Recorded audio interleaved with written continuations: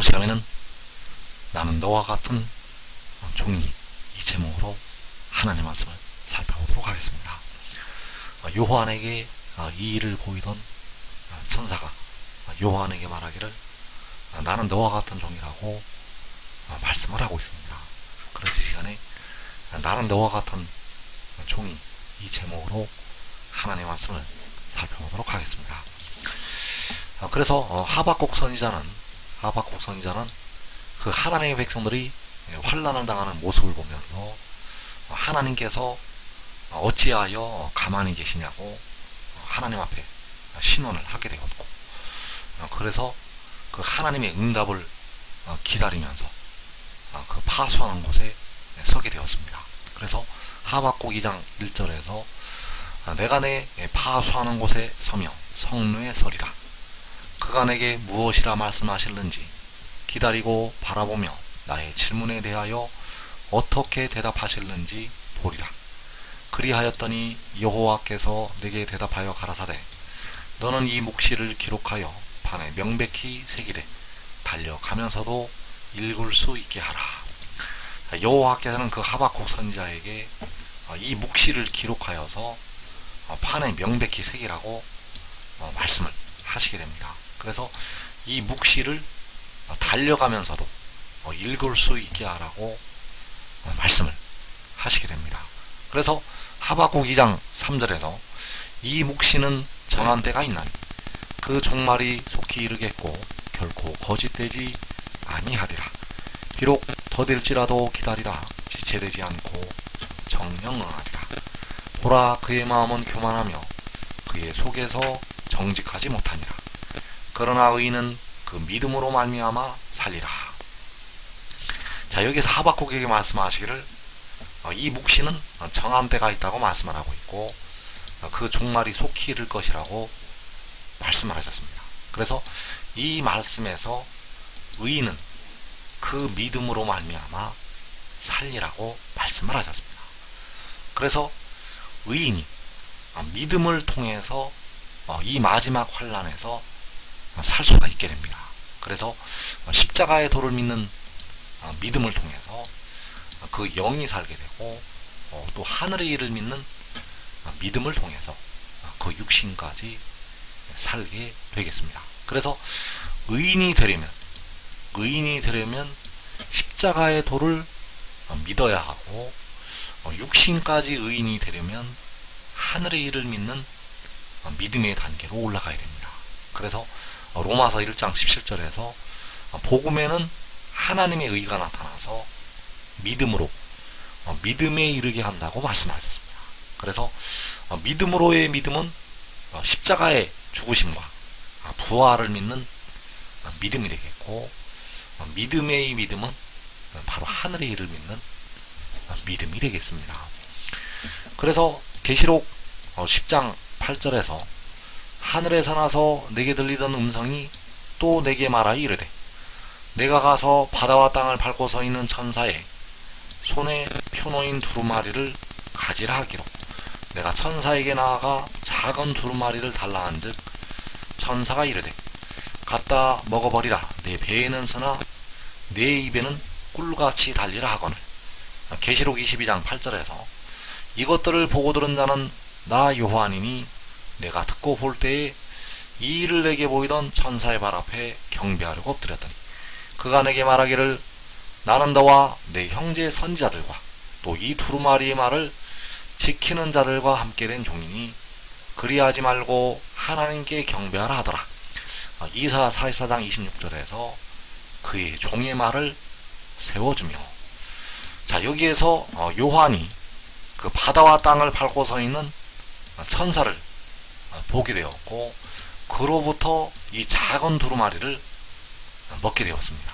그래서 요한에게 그 작은 두루마리를 먹게 한 그 천사가 바로 이 일을 요한에게 보이던 그 천사가 되겠고, 그 천사가 요한에게 나는 너와 함께 된 종이라고 말씀을 하게 됩니다.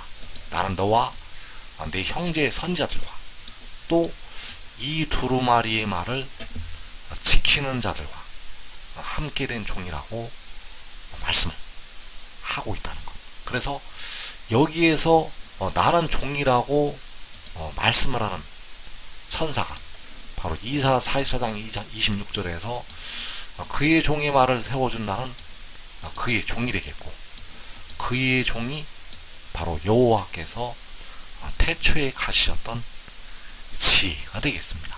그래서 그의 종의 말을 세워준다는 것은 바로 지혜의 말을 세워준다는 것이 되겠고, 그 말씀이 바로 이 작은 두루마리에 들어있게 됩니다. 그의 종의 말은 바로 이 두루마리의 말이 되겠고, 바로 천사의 손에 펴놓인 이 작은 두루마리. 그래서 그 말씀을 우리가 깨달아야 되고, 그 말씀을 먹어야 합니다. 왜냐하면 그 말씀을 먹어서 우리가 믿음으로 믿음의 단계로 올라가기 때문입니다. 그래서 요한계시록 12장에 있는 이 말씀은 바로 이 일을 요한에게 보이던 천사로부터 요한이 받게 된 말씀이 되겠습니다. 요한계시록 12장의 말씀은 바로 이 일을 요한에게 보이던 천사로부터 요한이 듣게 된 말씀. 그래서 계시록 12장 5절에서 여자가 아들을 낳으니 이는 장차 철장으로 만국을 다스릴 남자라고 말씀을 하고 있습니다.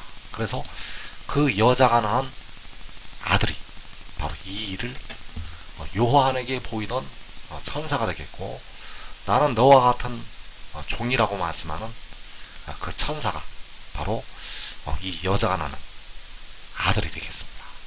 그래서 고레스가 바로 이 아들을 가리켜서 말씀을 하신 것이 되겠습니다. 그 바사왕 고레스가 가리키고 있는 것이 바로 이 여자가 낳은 아들. 그래서 이 고레스는 당시 포로 생활을 하는 육신의 이스라엘을 해방을 시키게 되었는데, 그 고레스가 예표를 하고 있는 것이 바로 이 만국을 다스릴 이 아들을 예표를 하고 있다는 사실입니다. 그래서 이사 44장 28절에서 고레스에 대하여는 이르기를 내 목자라 그가 나의 모든 기쁨을 성취하리라. 자, 고레스가 여호와 하나님의 모든 기쁨을 성취할 것이라고 말씀을 하셨습니다. 그 고레스가 여호와께서 기뻐하시는 모든 것을 성취를 한다는 것. 그 고레스가 바로 계시록 12장에서 바로 만국을 다스릴 남자를 예표하고 있습니다. 그래서 계시록 12장에서 용이 땅으로 쫓겨 내려와서 그 여자를 박해를 하게 되고, 그 여자가 큰 독수리의 두 날개를 받게 되는데, 이 말씀과 바로 이사 44장의 말씀이 같이 응하게 됩니다. 그래서 계시록 12장 13절에서 용이 자기가 땅으로 내쫓긴 것을 보고 남자를 낳은 여자를 박해하는지라.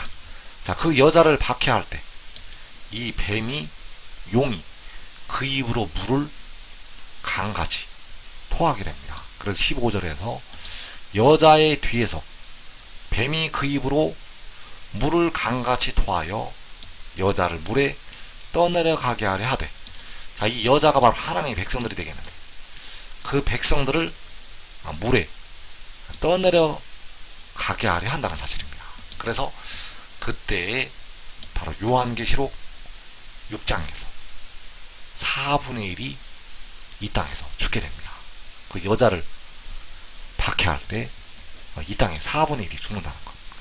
그래서 그 환란 후에 그 박해를 당했던 여자가 구원하심을 받게 됩니다. 그래서 계시록 12장 14절에서 그 여자가 큰 독수리의 두 날개를 받아 광야 자기 곳으로 날아가 거기서, 자, 그 여자는 택하신 백성들, 그 백성들이 큰 독수리의 두 날개로 업어서 각 나라에서 나오게 됩니다.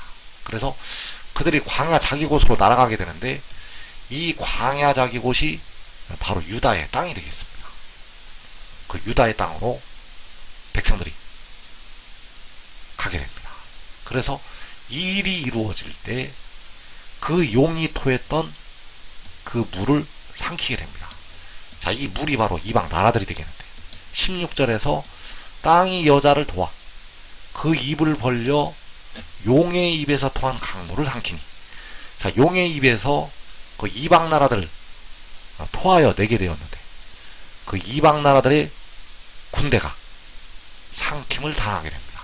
과거에 예국 군대를 그 바닷속에 바닷물로 삼키게 하셨던 것처럼, 이 마지막 날에 그 이방 나라의 군대를 그 땅을 통해서 삼키게 하신다는 사실입니다.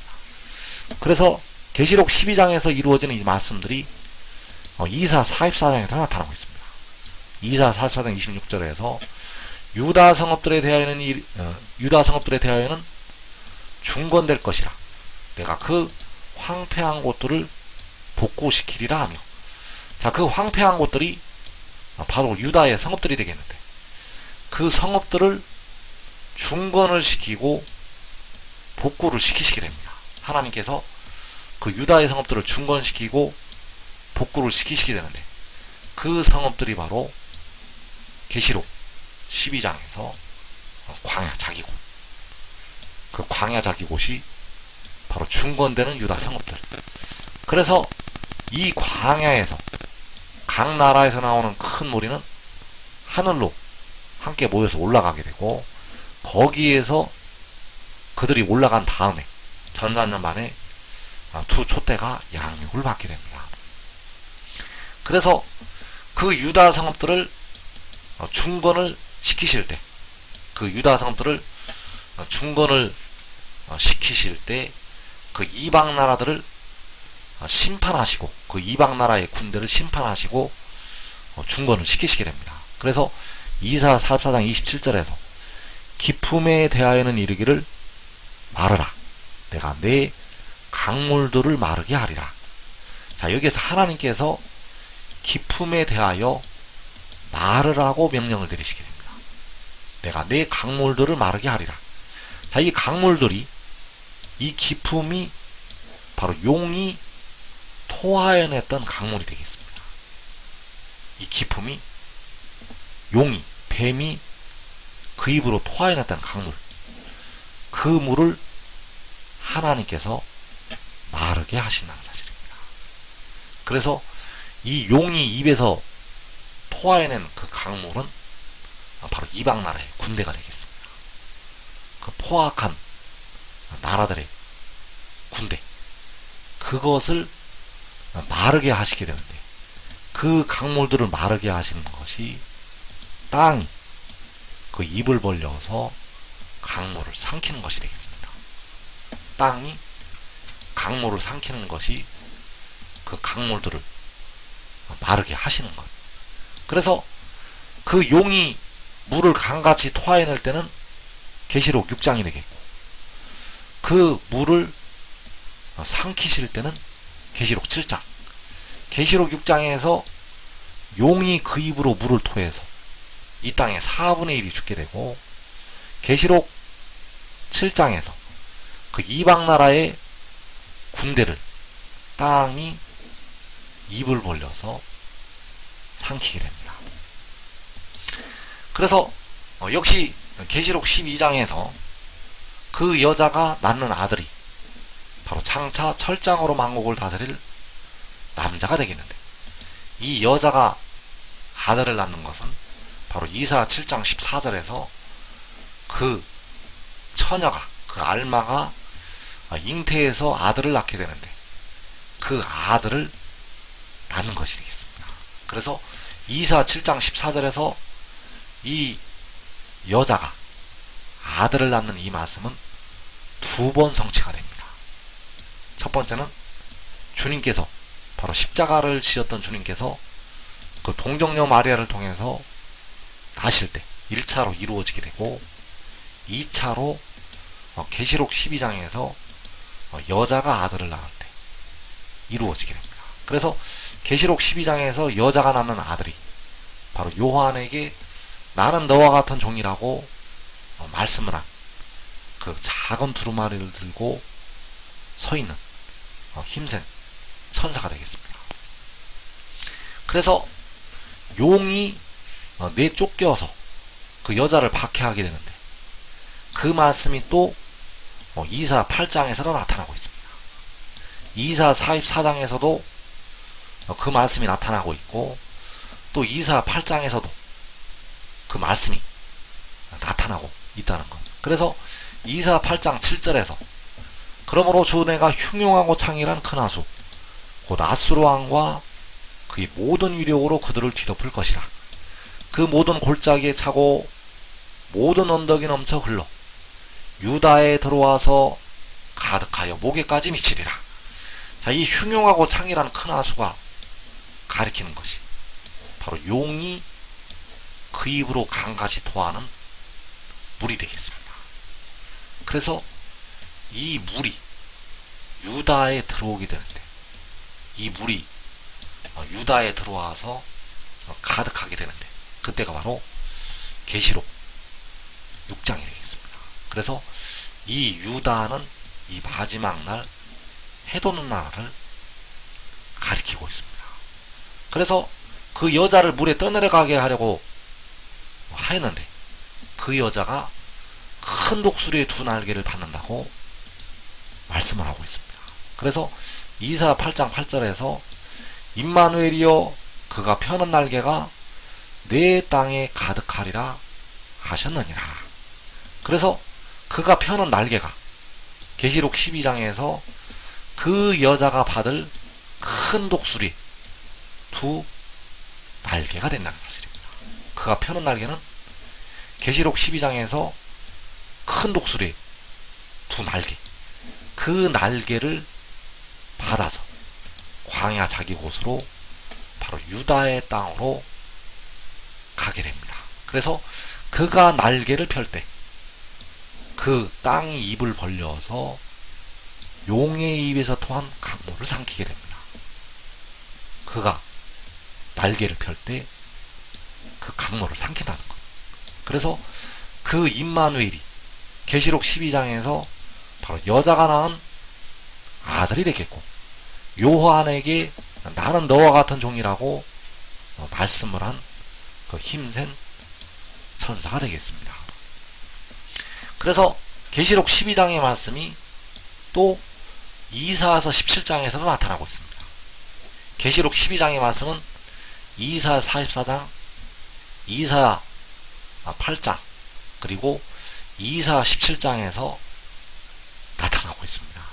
그래서 그 용이 그 물을 강같이 토해내게 되는데 이사야 17장 12절에서 슬프다 많은 민족이 소동하였으되 바다 파도가 치는 소리같이 그들이 소동하였고 열방이 충돌하였으되 큰 물이 몰려옴같이 그들도 충돌하였도다. 열방이 충돌하기를 많은 물이 몰려온과 같이 하나.